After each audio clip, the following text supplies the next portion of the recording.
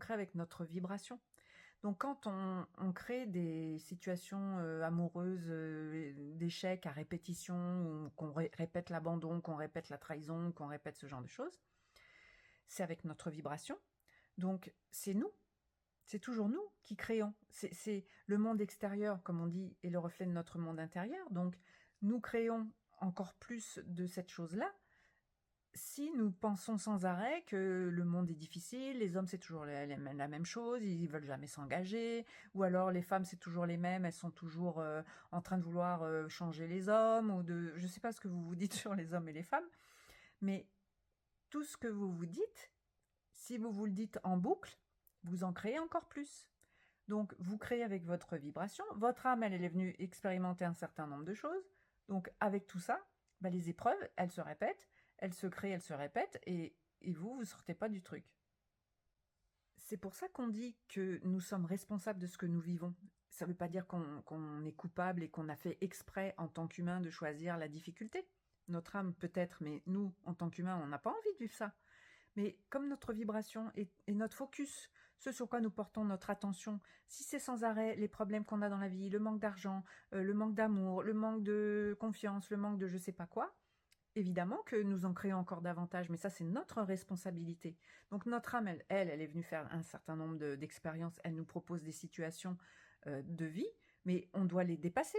On doit les transmuter, on doit en apprendre quelque chose. Mais si on est sans arrêt dans la victimite, en train de ressasser « Ah, j'ai pas de chance, mais t'as vu, ça m'arrive toujours à moi, mais pourquoi moi? Mais pourquoi ?» Là, on n'a pas compris la leçon, si vous voulez. Donc ça se répète jusqu'à ce que l'expérience puisse être vécue et transmutée, dépassée, surmonter pour que le job soit fait. Et si on ne fait pas le job, on n'a jamais fini de vivre ces épreuves-là. Donc, ça sert à rien d'aller en vouloir à Pierre, Paul et Jacques, sachant que ça vient de nous au départ, et que si on n'a pas réussi à faire le job de passer outre, de surmonter ça, c'est pas de la faute de l'autre, puisqu'il y aura un autre qui va se présenter, et un troisième, et un quatrième, et ce sera pas la même personne, mais vous vivrez toujours la même expérience, bizarrement. Et quand on vit 5-6 fois la même expérience, avec des personnes différentes, c'est qui le point commun? C'est nous. Alors j'entends déjà, alors on fait comment? Eh ben on observe ce qui se passe à chaque fois qu'on repère qu'il y a quelque chose qui se répète, et on va aller regarder à l'intérieur. Si on a déjà vécu ça de façon ancienne, dans notre enfance par exemple, et avec qui, comment on a réussi à négocier la chose, est-ce qu'on a réussi à la dépasser ou pas? Bien souvent, non, puisque sinon ça ne se représenterait pas sans arrêt.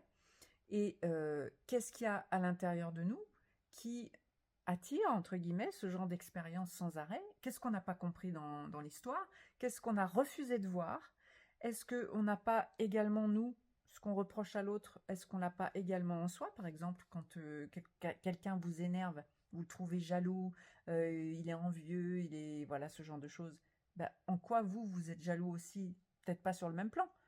Peut-être pas de sa situation financière, mais peut-être d'autres choses. En quoi vous aussi, vous avez de la jalousie envers d'autres personnes? Parce que bien souvent, tout ça, c'est un miroir de ce que nous sommes. Mais je vous dis pas tout ça pour que vous alliez vous en vouloir et vous sentir coupable. C'est pour vous aider à comprendre que les situations de la vie qui se présentent sont là pour nous aider à comprendre des choses sur nous, à évoluer, à grandir, à évoluer en tout cas, à dépasser les difficultés pour que notre âme, elle, au niveau au-dessus, puisse évoluer tout simplement. Voilà, bon, je vais arrêter là, parce que c'est un petit peu trop long après.